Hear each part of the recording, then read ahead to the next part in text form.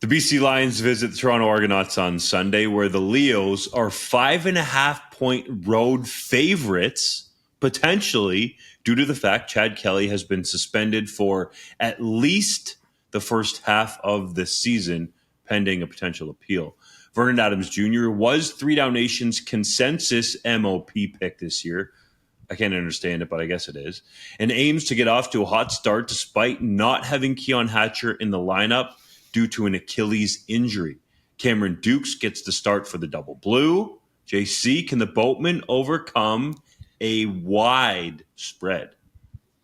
Look, I can't in good conscience pick the Toronto Argonauts for this game simply because Cameron Dukes is at quarterback. I think this is an incredibly talented Toronto team right now, but that is a huge question mark going up against a pretty good BC Lions squad in a game that matters. It's not a game where you've already secured your playoff spot like he played in a lot last year. I do not yet trust Cameron Dukes. I hope he proves me wrong, but I do think the Argos can cover here because I have a lot of questions about the BC Lions that need to be answered. That receiving core is going to look different with Travis Fulham and Aiden Eberhardt starting in there. We don't know what those guys will look like. They drew rave reviews from the coaching staff in training camp, but we need to see them on the field. And we also don't know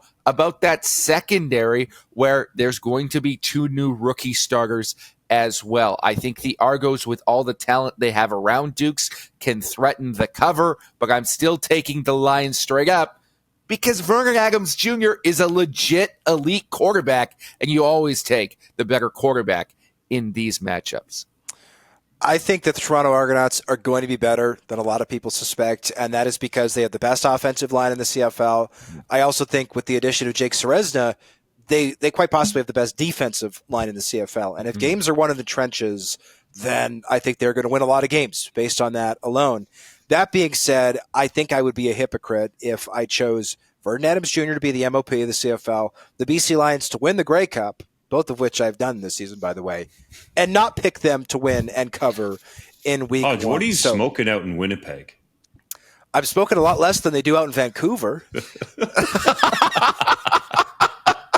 But I think that the Lions can go into BMO, which, by the way, after all the fans showed up and then left horribly disappointed in the East Final, I don't think is going to be packed. I don't think will be a raucous atmosphere.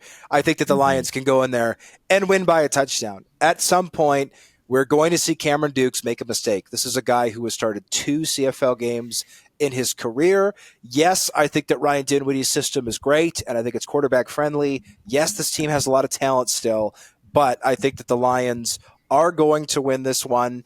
Again, I still think the Argos are a playoff team. I think they'll win more games than a lot of people expect. But this is a really tough matchup to start the season. The Lions are on a mission.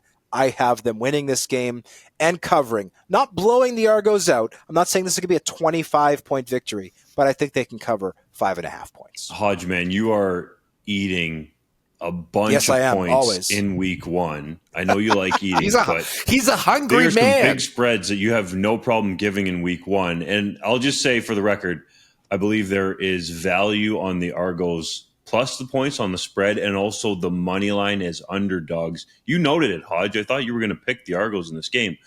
They have the best offensive line in the league. I don't think that's up for a debate.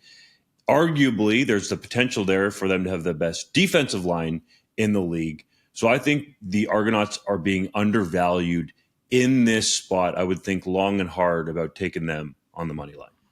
I will also say historically, you can make good money in the CFL betting underdogs to start the year while the odds makers are kind of feeling these things out. I am going completely against that trend, picking the Bombers and Lions because I think there's some extenuating factors at play. But by all means, if you want to take the big underdogs in week one, historically speaking, I believe that has boded well for people.